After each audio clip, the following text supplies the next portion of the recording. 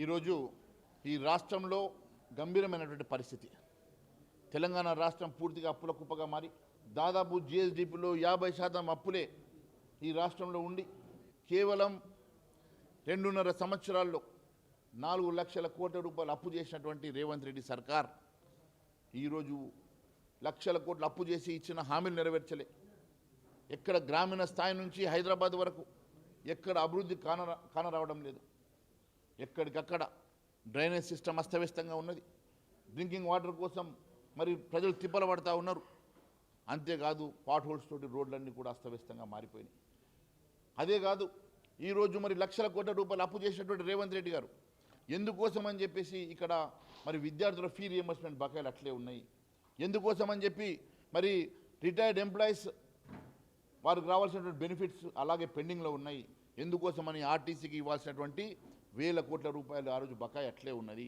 మీరు ఇవ్వాల్సిన సింగరేణి బకాయిలు ఎందుకు 60,000 కోట్ల రూపాయలు చెల్లించకుండా ఆ రకంగానే ఉంచినారు?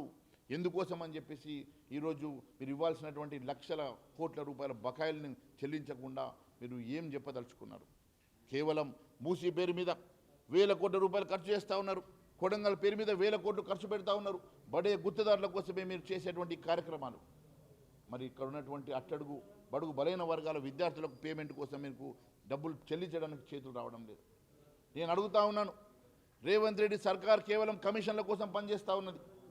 ఈరోజు రిటైర్డ్ ఎంప్లాయీస్ రోడ్డెక్కి మా బిల్లులు చెల్లించాలంటే ఈరోజు బట్టి విక్రమార్క కుటుంబం వాళ్ళు 10% కమిషన్లు అడుగుతున్నారని చెప్పేసి రోడ్డెక్కి చెప్పే దుస్థితి ఏర్పడ్డది. అంతేకాదు బట్టి విక్రమార్క చేంబర్ ముందు కాంట్రాక్టర్ ధర్నా చేసినటువంటి పరిస్థితి కళ్ళారా చూసినాం.